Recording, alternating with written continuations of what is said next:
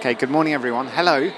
Good afternoon. Hello, people with red headphones. Thanks for being here. You look like, it's like one of those deep sea documentaries where you can just see red floating creatures in the deep. I'm sure your faces are full of joy. Excellent, thank you. Welcome to the energy pitch session, everyone. This is our 8th pitch session. We've had 3 startups in each, so that'd be 27 in total, and 9 going through to the final on that stage at 2:30 this afternoon. Arguably, this is the most important one. No, they're all really important.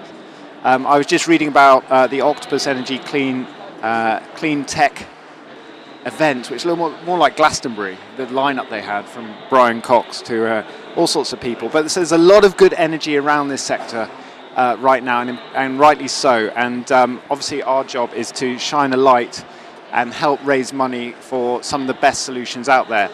And the good news is we have some fantastic impact ventures, investors and experience on the stage today. So we're going to just spend a few minutes at the start getting to know them and their roles and how they see things are right now. And then we've got 3 fantastic startup pitches from the energy sector. My name is Ben Keene. I've been in the sustainability startup land for a long time. And the main focus of my work is on fundraising now. Run a startup called Raaise. It's over here. There's 2 A's. You say it like an Aussie, Raaise. My partner's Australian. And we've been building, basically we got fed up with the fundraising journey for a lot of startups. So we've built an AI tool which essentially matches anyone who's fundraising with thousands of impact investors, but filters really fast, instantly. So you can get matches quickly and free, and then get to the process that we're doing today, which is the human interaction. So let the robots do the paperwork, and then the humans can work out whether they want to work together.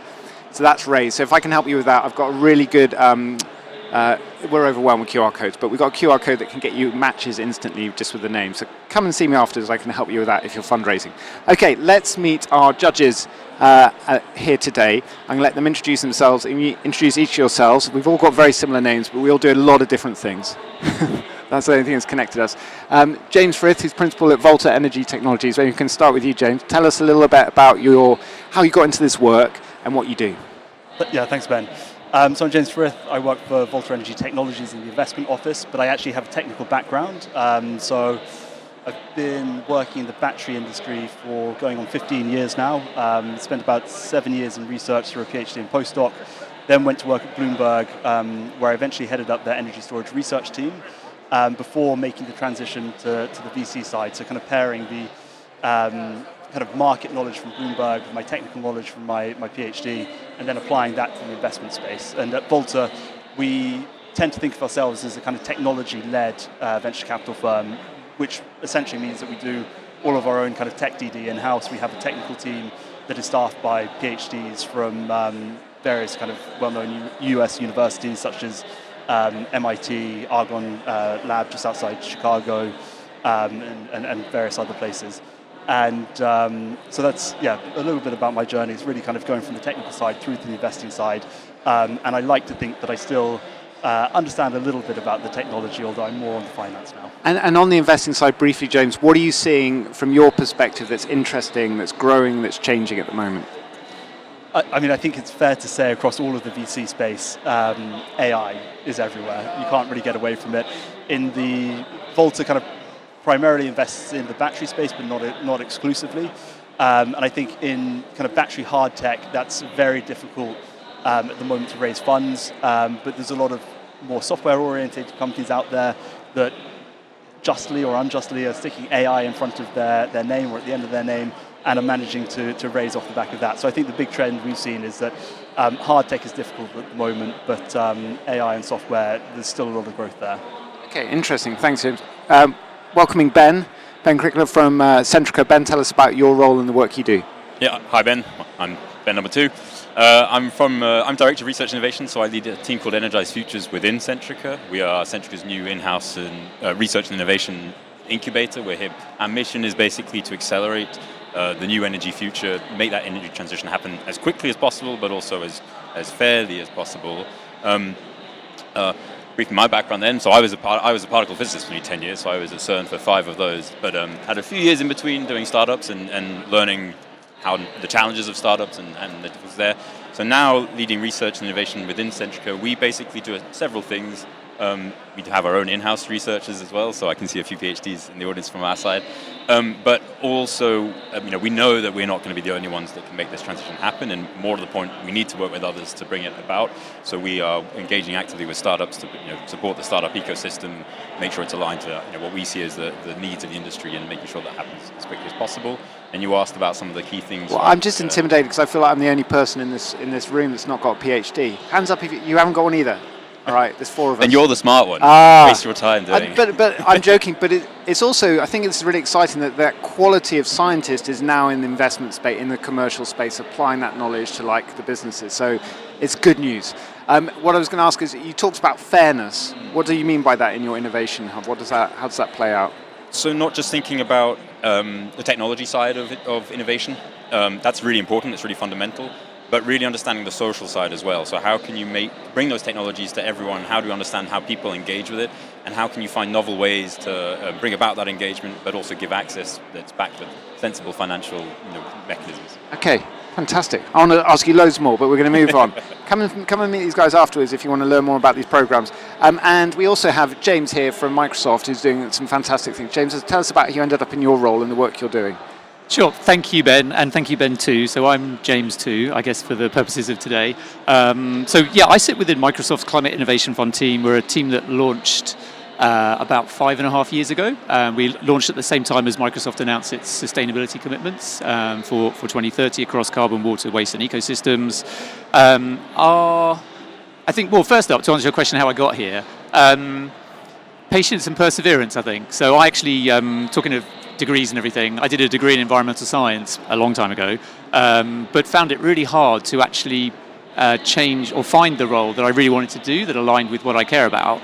And so I ended up working, I've actually been at Microsoft for 19 years now, but I have had probably 5 distinct careers, of which the last 2 or 3 have been very sustainability focused. And so I think if we then kind of move to the fund, what I love about the fund, again, staying on the topic of education, is that the majority of our founders and CEOs all have PhDs, and it's incredible. Like, as a dad with 2 young girls who are like, I want to be a scientist. I love chemistry, but I want to be a CEO. I'm like, well, actually, you can do both, and we've got a ton of examples there. So our portfolio, we've got about 63 investments so far. We've deployed about 800 million worth of capital, and it's across areas like carbon removals, energy systems, natural systems as well, like nature-based carbon removals, and then also areas like low-carbon materials, so concrete and steel. I want to ask so many more questions. It's brilliant. The STEM has taken over. This is what we need. One more quick question for the 3 of you. When you're hearing pitches, which you do all the time, I know at lots of different levels of business, what is the thing that is helpful for you? I know you have your formats and the investment committees and so on, but when you're listening, what helps it, like, something stick in your mind? Yeah, happy to take this one first.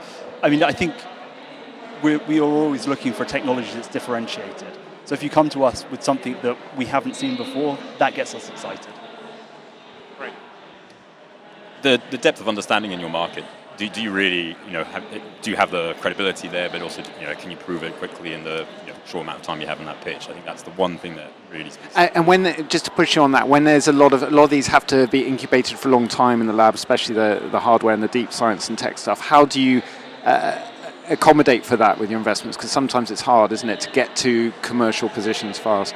If you don't have it today, then can you demonstrate that you have the ability to acquire that quickly, whether it's your background or your network, or can you speak to that already? So the credibility of the team and the compelling plan. Yeah. Okay, great. And for us, I think the key thing is procurement. So we have like a pretty hard and fast, what we call invest to procure mandate. So thinking about the technology, what is the specific procurement outcome that will drive for us to help us meet our sustainability commitments? Brilliant. So we have high quality judges here, as well as PhDs in the audience and beyond. Let's meet some of our startups. So we've got 3 fantastic startups now. Please give them a warm round of applause, support them. They have 4 minutes each to present their business. Then we'll have a chat with the judges, and then we'll go on to the next one. First up, we have Clement from Tariff Tri. Please give Clement a warm round of applause.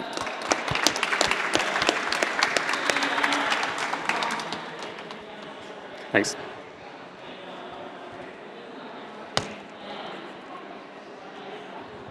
slightly disappointed my slot clashes with Emma Pinchbeck, to be honest.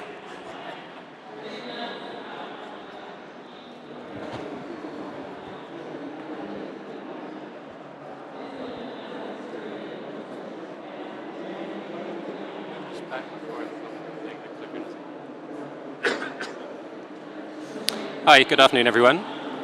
Good to be here. Yeah, so my name's Clement Atwood, so I'm co-founder of Tariff Tribe, and today I'm going to talk to you about how we're saving businesses 20% on energy through our intelligent marketplace. So we started Tariff Tribe because we saw that businesses were getting a poor deal in the market. They pay more than any other sector, and they're often subject to mis-selling by energy brokers. So the core of the problem is in this chart here. So the difference between the orange line, which is businesses, and the purple line, which is households. Businesses consume more during off-peak hours in the day, when there's more renewables on the grid, and when electricity prices are cheaper. But right now, they're seeing zero benefit from that pricing. Currently, there's no software on the market that can help businesses match that consumption to the right tariff for them. In the UK alone, this is a 2.6 billion opportunity.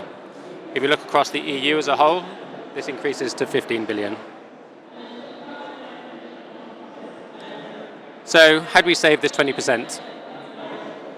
First off, we don't just find the lowest rate for businesses, we actually find the right tariff structure for them. So whether that be a constant rate tariff or a time of use tariff, we make them a recommendation. Next, we bundle these SMEs together with other SMEs with similar profiles. This means that we can negotiate below market rates that suppliers wouldn't offer to individual SMEs. Lastly, these bundles go into an auction where suppliers have to compete for this demand, so the lowest price wins, not just the highest commission that a broker will offer. So we wrap all this in a clean digital experience which is built for better billing, transparency and sustainability. For example, last year, 75% of small businesses experienced inaccuracy with their billing. Our platform solves that by integrating automated bill validation. And the market is saying that we're onto something. We're continually beating the market on price. Our customers are giving us great reviews on the service, and as a result, they're referring us to other SMEs. The business model for Tariff Tribe is pretty straightforward. We apply a 0.8 pence per kilowatt hour uplift to the electricity rate. That's around 2 to 3% of the bill, depending. We also sell our market-leading intelligence to energy suppliers, and we earn additional revenue from other utilities such as water and gas. But the benefits of Tariff Tribe become much bigger with scale. So the more SMEs that we have on our marketplace, the more optimal bundles we can create on the platform. This means we get better deals for those SMEs and we can drive more growth. On the other side, the more suppliers that we have on the platform, the more competition we get, the better deals we get for those bundles, and in turn that drives more growth. So right now our go-to-market strategy is leveraging trusted networks. This includes working with sales partners such as leaders of local business and accountancies, with network partners such as business improvement districts and franchise chains. Working with these networks allows us to maximize our impact with a low cost of acquisition, as we can market to multiple SMEs at once with a warm lead. Right now, we're growing fast. So this year so far, we've signed up 50 SMEs. We've switched 38 of those. And with deals in our pipeline, we're on target to achieve 50 sales per month by August. With this in place, we've now locked in 200,000 in ARR since launching in January. So why me and Dylan? Excuse me. Myself and Dylan have been working together building cutting-edge energy technology since 2022. We've built Future Energy Associates to 1 million in annual revenue, delivering projects for the like of Google, Ofgem and Optimus Energy. Now we want to do it at scale with Tariff Tribe. We've got deep energy retail expertise and a drive to make it succeed at scale. So we're now raising in a seed round of 2 million. This is to increase our capacity for sales and operations and build a world-leading product. Thanks for your time. Look forward to your questions.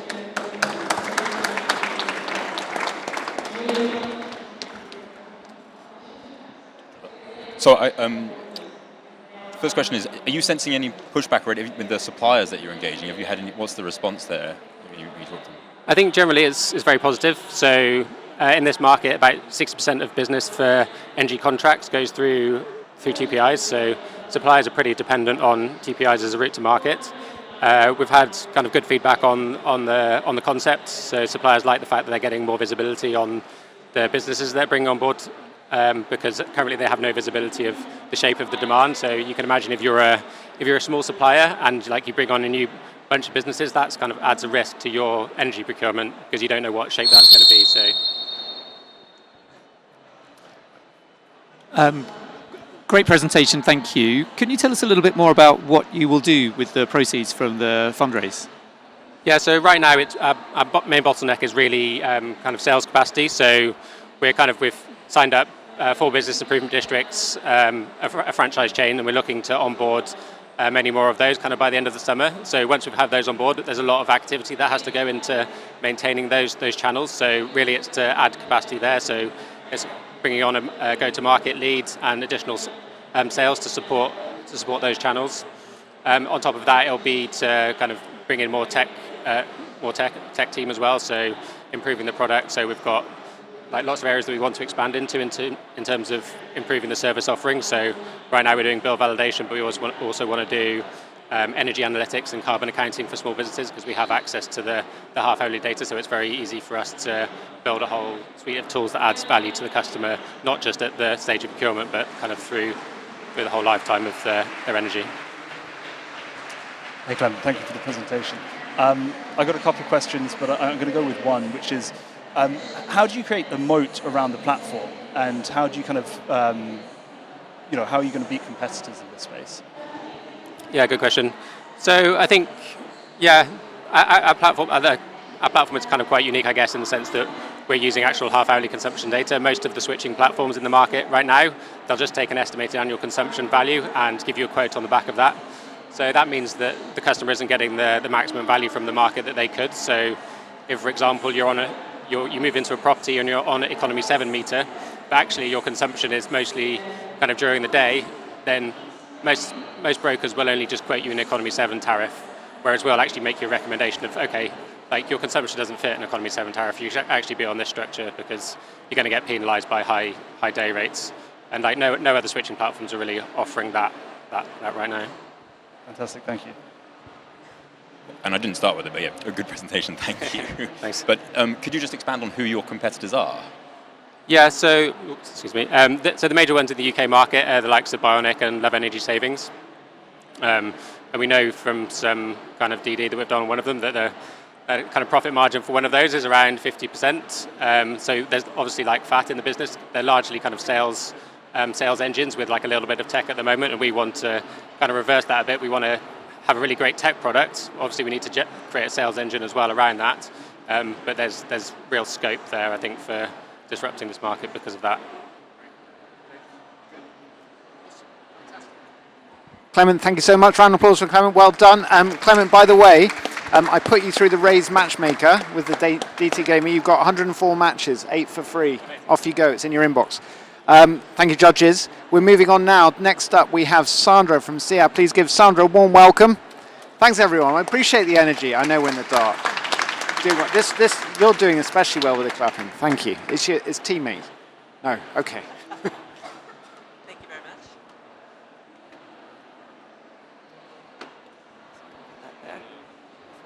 Where's the clicker? Thank you. All right, I did this another time without the clicker, so I thought I'd do it this time with the clicker. So good morning, everybody. My name is Sandra Sasser, and I'm the CEO and co-founder of a company called SIA Energy. And we are looking at food waste. Now, around the world, there are 1.3 billion tons of food waste and 50 million tons of sludge that are either incinerated or sent to landfill. And they're creating emissions that are even greater than the total emissions of the aviation sector. So for those of you who flew here, if you do something about your food waste and your sewage sludge, you could still take those holidays. So going forward, we're looking at what can you do? Well, what about your building? Could it have a circular solution for the food waste? Could it have a circular solution for the sludge to be reprocessed into renewable energy on site and recover the water and the fertilizer value for reuse? Well, that's not the future, that's today. That's what we do at CIAB. We are a containerized solution, so a modular system that can sit as a building appliance and convert the sludge and food waste on site into renewable energy for reuse in the building. So a building like this could convert all of its waste and power the lights, especially that big one at the back that's blinding me. And you would be able to then look at doing something else with all those trucks that are running around the city. So it's powered by anaerobic digestion, actually advanced anaerobic digestion. We're the leaders in the sector. We have the patents on a global basis that cover the technology, the fact that it's in that form factor, and that's what makes it unique. It allows us to do the health and safety that surrounds the product and allow us to integrate it both in building and next to buildings in an urban environment. We capture the data off the systems, and that allows our customers, who are large corporates, to meet some of their targets. We're capturing the carbon offset data and allowing them to monetize that, as well as giving them back the energy. So who are our customers? Well, how do we find them? Well, most of them so far have found us, but we've discovered that the majority of these large corporates are adopting science-based target initiatives. The number of corporates that are adopting that, they've announced it on Monday, has now gone over 10,000. And of those 10,000, there are approximately 1,000 in our SOM. And of that SOM, we have identified 400 that are our beachhead market. So from that beachhead market, where are we? Well, we've done 200% increase in sales into some of these blue chip customers. These are just a few of the customers that we're dealing with. We're working specifically focused on the food market, food production sector, and the small waste company sector, where they're still having to collect from Center City, but they don't want to have to haul it all the way out of the city. We're able to give them something at the interim station. On the food production sector, we're working with large corporates that have multiple production facilities. They're doing either pilots or scale-ups with us, and they're converting that back on-site into renewable energy for their factory operations. So where do we stand in terms of revenue? Well, currently we've been offering the systems on a CapEx model. We make software revenue, so the recurring revenue from the software licensing that we do for the 20-year life. Our customers get a 2-year payback on average for the systems, and then are getting a new revenue center within their organizations and eliminating an overall cost. Going forward, we're converting into a waste as a service model, and as such, that gives us the recurring revenue. We've raised our seed round already. We're looking at a Series A next year. We are currently profitable. We've done around 2 million. This is June, so we're bringing most of our 2 million in this year at our fiscal year end this month. It's all coming in this week, which is quite frightening. And then we're scaling we can see the traction already for next year. So of the 12 million projected, we've already got 6 million identified and in process of contract negotiation. So we're well placed to meet our numbers for next year and to scale quite rapidly. And as a result of that, we've looked at the waste as a service model. We're raising project finance, and that project finance is going to enable us to deploy them and continue to build our recurring revenue, which will account for the majority of our revenue 5 years from now.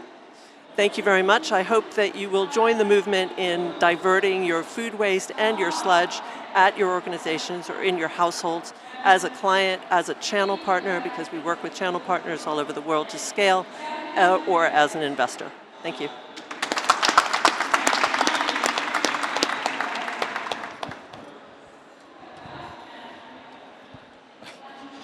Could you tell us a little bit more? First of all, thank you. That was fascinating. Could you tell us a little bit more about the technology itself? So, for example, I appreciate you mentioned the project finance side of things. So, for example, do you have a rough indication of the cost per container?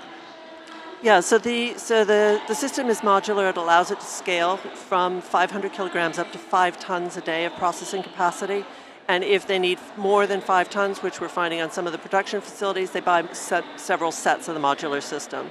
So our cost base is for the full modular set And it will give, typically we're looking at a 2-year payback for our customers, so if you turn that into a waste as a service contract, it has a very nice ROI for the investors. Great, thank you. So maybe just building on that one though, is there a limitation by having it in a container, and that ideally some of these things, if you can make it larger still, you would get an efficiency improvement and so on? Does that Yeah, sure. So large-scale centralized facilities have their place. We're sitting on sites where there's no space for a large-scale facility. So that's one, so it's giving us that modularity. You can't lease a large-scale facility because it's not recoverable as an asset. So we were able to involve leasing as a method of finance because it's a recoverable asset. So there is a point at which, around 50 tons a day where we become less viable financially, but that doesn't necessarily mean that it's an opportunity that we would not qualify for, because if the site doesn't have the space or can't get the permitting for a large bubble digester, then we're still in the mix. Thank you for the presentation, Sandra. I think, so the question I'm going to go with is, thinking about this, kind of selling to large corporates, what does the typical sales cycle look like? If we're including kind of pilots and proof of concepts in that as well, how long does it take to get to that kind of commercial revenue? Sure. So for some of the larger implementations, we're still being asked for pilots. For some of the smaller implementations, we're not. We're selling direct to the customer, and they're buying off the shelf. So we're steadily accelerating that, and we wouldn't anticipate by the end of next year doing any more pilots. The reason that we've accepted pilots is because we've launched a new version. It's double the efficiency, and there's a question mark when everybody says, "Are you sure?" Right? So it's a strategic that has 300 plants around the world. So I'm willing to take a pilot. So we wouldn't normally accept a pilot, and then we're working with channel partners. So we've developed a small system that does the 500 kilograms. And those channel partners then acquire that. They act on a franchise basis, so they buy one of the units, they pay an annual franchise fee to us to support them, and then they open the local geography for us. Fantastic, thank you. Yeah. And if I've got time for one more. And so what's where does your kind of IP sit? I'm guessing you've got some IP on the technology itself? Yeah, so it sits on the modular format, so a little bit like a laptop. If you could have thought ahead, maybe Microsoft should have thought ahead, and patented the concept of the clamshell, it would have been really interesting as a patent to hold versus the mainframes that existed in the market. So when we started the patenting process, nobody else was doing containerized anaerobic digestion, and so we got the patent around the design format. We're now incorporating, we're not repatenting our process because we're keeping it as trade secret. Fantastic, thank you. Sandra, fantastic. Absolutely fascinating. Thank you very much. Big round of applause, Sandra from CAB. Please do connect with these startups, see if you can support them, collaborate, partnerships. It's not just about the conversation here. It's for all of you to get involved as well. Okay, we're going to have one more startup for this session. And you guys are ready? Excellent. So, we're ready on here. Brilliant. So please welcome Nick from Enquip. Here he is. They're going to clap for you now, you see. There we go. Welcome, Nick.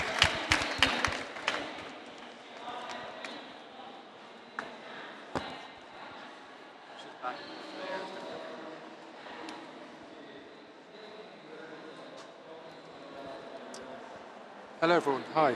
Thanks for giving me the time. It's a pleasure to be here. My name is Nick Gibbons. I'm the CEO of Enquip. And it's a challenge for me. This is basically my working life to date is condensed into this business, and I've been leading this business over 2 years now, and I will take you on the journey through what we've been doing. Our vision is to be for real estate, to be powered by profitable, clean energy. Not without its ambition, I hope you will agree.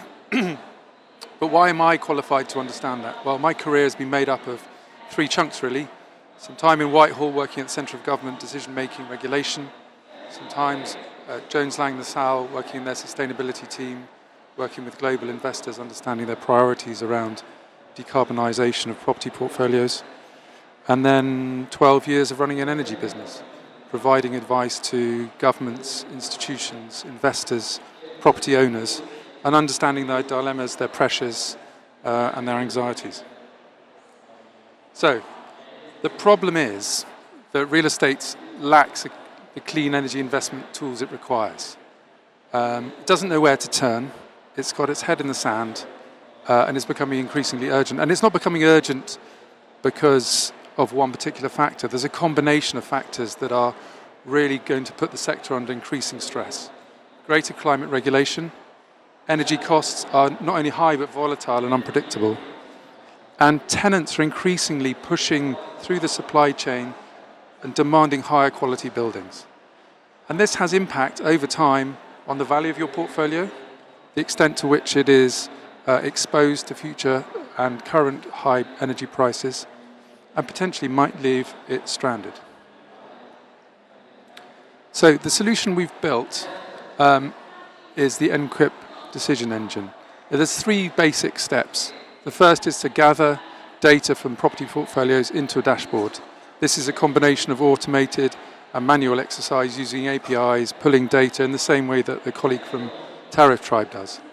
The second is to optioneer, and by that I mean work through the data to find the clean energy investment opportunities on site, but also across energy markets. So we're actually having a conversation with Tariff Tribe very soon to collaborate. And then to present the owners of property portfolios with the alternatives to understand a decision maker level. And we're not talking about building managers here, we're talking board level advice on what you can do across your property portfolio and how you can save cost, reduce CO2 and generate new revenues. And amongst the other things we've worked on with colleagues and clients are securing refinancing, protecting asset value, and helping navigate the route to net zero, which is something that many are signed up to. So market sizing. If you're familiar with property as an asset class, it's enormous. I mean, the numbers are vast. Property is an asset which is invested in heavily by institutional investors. It's a stable, reliable, large asset class, which means for us, we need to be quite careful when presenting this kind of information, which you guys will have seen before. It's like, what size of the market can we attach? So we believe that on modest basis, by year 5, we can be generating 9.6 million of pre-tax revenue. And we do that because we talk property. Our pricing model is based on the way that property people buy services. They do that on a price by foot or price per square meter basis. We do it also because this isn't a one-off thing. If you manage a property asset, that is a 5, 6, 10, 20-year exercise. So we sit with the client alongside them as they run through this process of decarbonisation, of efficiency, of an optimisation. The other thing we have is not just one revenue stream, but an ability to work end-to-end with clients. We're not just there. I've done it. I've been writing reports. I've been a consultant. I've done that work. It's great. But I want to see execution, and so do clients. They don't just want advice on what they can do. They want to know how they can do it, how they bring the money in to finance the projects. So this is our year 1 traction. There's a couple of highlights on here I'd like to point to. We've got an immediate market, our primary targets, our real estate owners, but also working through the advisors. This sector has a tremendous value to the economy, and that's driven through the value it delivers to institutional investors, but also to banks, pension funds, private equity, and infrastructure. And we can help them across their needs, from securing financing, reducing CO2, but also across origination and borrowing.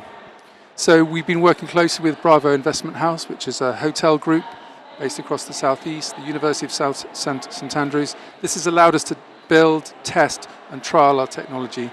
And we've got pilot projects with Copley Point, amongst others, who own a nationwide portfolio of logistics buildings, and they're under pressure to transform that portfolio that they manage. And then we've got, in the longer term, our whales, if you like, are the large institutions, the legal and generals, the Royal Londons, the Phoenixes of these worlds, the people that control billions of pounds worth of property. And we're collaborating with them actively on a project we're running in Liverpool, helping them and helping us to understand what's attractive in terms of investment. So just as an illustration, the work we've done for the University of St Andrews on the left-hand side there, that's a large campus which has some on-site renewables. It's got a development timeline, and we've built for them a 5-year plan to drive forward decarbonisation across the site. And that has indicated and will allow us to push forward with projects that will have an investment volume of 2.4 million, generate potential new revenues from selling electric vehicle services of over 300,000, and achieve cost savings of in the region of £420,000. And for Bravo Investment House, their priorities are slightly different. They wanted to understand particularly their carbon reduction opportunities. Thank you. So, down to the nitty-gritty. This is our product, which we're very proud. We're a pre-seed investment opportunity. We've got a £150,000 commitment and a sweat equity offer. We're SEIS and EIS approved, and we're looking for 750k. We're active in the market. We're pitching all the time, and we'd love to have what I'd call a proper conversation with the panel and others, and really get into the detail. There's a huge amount under the lid, under what we've been doing. Thank you very much.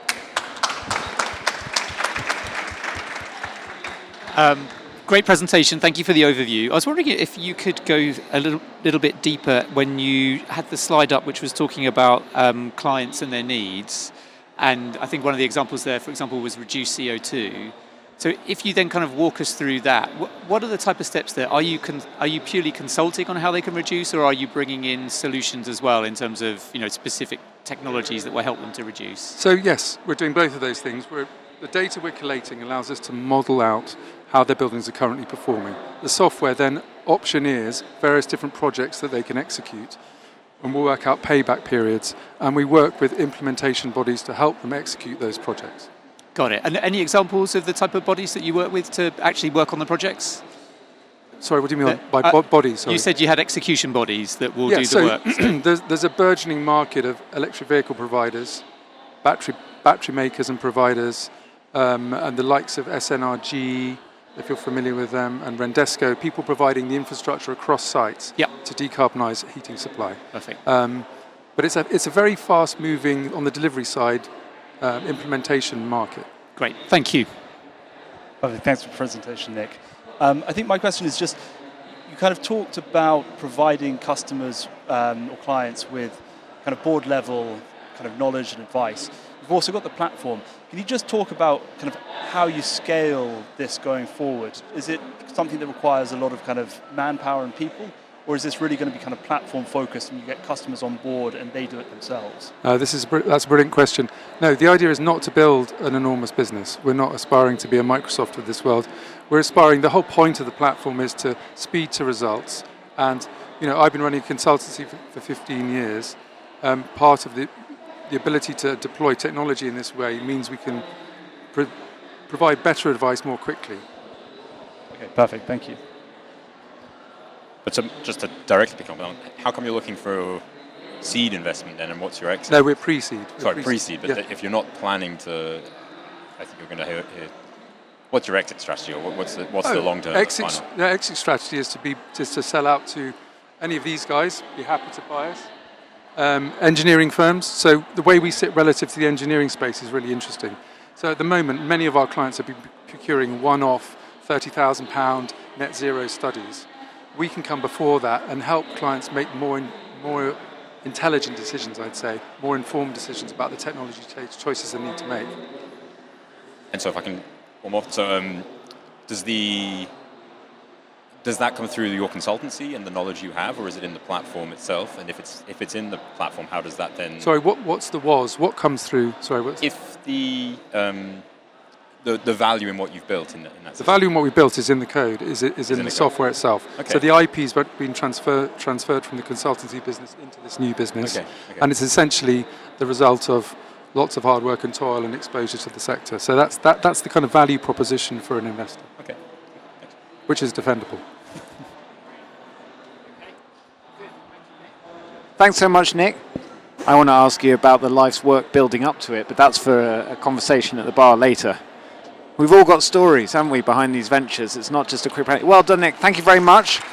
Okay, judges, I'll take this microphone away. You've got 2 minutes to deliberate instead of 2 hours. That's how long an investment committee normally meets for, right? Okay, yeah. This is how it works, guys. 2 minutes. All right. Is anyone here also building a venture? You're just stumbled into this event. You're just observing. Anyone else here building something? Yes. Do you want to share it? This is these people. Yeah, let's do this. Come on. We've got a couple of seconds. Let's do it. So just tell us. Do it as if you're talking to me. Don't worry about everyone else. What's your name? What are you building? My name is Mary Bouthou. I have done an engineering doctorate on energy efficiency in commercial buildings.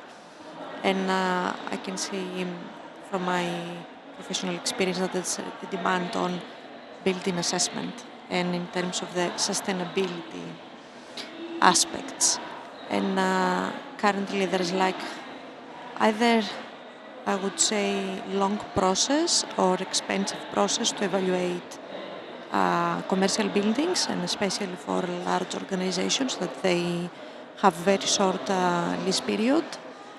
And I'm kind of like focusing on, first of all, writing a scientific approach, and then move that to actually, I have built a prototype and have already been utilized in a multinational IT consultancy, and I think it took them 4 hours to evaluate 22 buildings. Okay, 4 hours to evaluate 22 buildings. Previously, that would have taken how long?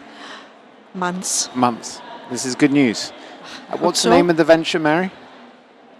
Your business, what's it called? I haven't yet. It hasn't got a name. It's already solving problems, but it hasn't got a name It's yet. actually, the process of developing that, as I said. Okay, let's help Mary get a name for saving months of pain. I do. The tool had a name.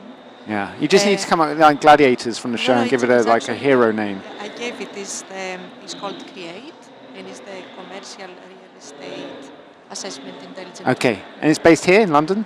Yes, it would be. Fantastic. All right, if you're interested in that, connect with Mary. Thank you, Mary. Thank you. Anyone else doing some cool things? Right, come on, now you all want to go. Behind you? Yes, thank you. Really quickly. Yes. Hi, my name is Rochelle Olortegui. I'm from Carbon Biocapture, and what we do is we capture CO2 through a technology of microalgae. Microalgae, so we okay. can work in the industrial sector for cement plants or different industries that are polluting, and we help them with this technology without pre-treating the gases. And also we're working into the urban sector where we can give solutions to buildings that they want to get the net zero achievement. Nice. How much carbon have your algae captured so far? Depending on, for example, one photobioreactor can capture the equivalent of 180 trees. So you don't need a forest to really... Okay, so it's 180 trees over what sort of time? For example, 1 metric ton per year. 1 metric ton per year, and you can scale up from that? Yes. You're fundraising? Yes. Okay, the name? Carbon Biocapture. Carbon Biocapture. I'll put it through our matchmaker, see if we can help. Excellent, thank you. Excellent. Anyone else want to share quickly before we wrap this session up? Yes, one more at the front. Thank you. Hi. Hello, I'm building something different. The platform's called EthEx, as in ethical exchange, and the sister organisation is Energised Africa. Check them out. They've raised over 160 million from ordinary people like you, putting your money into projects and communities and organisations that have a social or environmental purpose at the heart of the organisation. Fantastic. So it's EthEx. EthEx, Yeah. ETHEX, and Energised Africa. Fantastic. I've heard of it. It's doing great things. Thanks for sharing, Lisa. Brilliant. Okay, guys, you ready? Awesome. Okay. Here we go. So if you could give us a quick review, whatever you want to share, what you saw, what you heard, and then perhaps what from each of you a reflection, and then tell us who's going through to the final. Off we go. Sorry, can we get the slide back up of the judges so we can just remind ourselves who's here? Thank you, Chris. Sorry, off you go. Perfect, thanks, Ben. So I think, we had kind of 3 distinct, different kind of companies coming up here. I think kind of CAB, with a little bit more hardware and some kind of deployments in the field on what I suppose has a more kind of direct impact technology, if you like, taking waste and kind of converting that. And we liked the presentation. We thought Sandra did fantastically. We understand that Sandra's already won a prize or won an event here. So we're going to exclude her from our judging as a result of that. Oh. But I want to commend her for the presentation and the technology. We think it's really interesting. And it makes it slightly easier then to kind of compare the 2 kind of platform and software-based approaches here, which I think again, both kind of coming from very interesting sectors and areas that have kind of clear needs for change. I think if we're talking on the business side of things, as we heard from Clement, energy prices up 150% since pre-Ukraine times, right?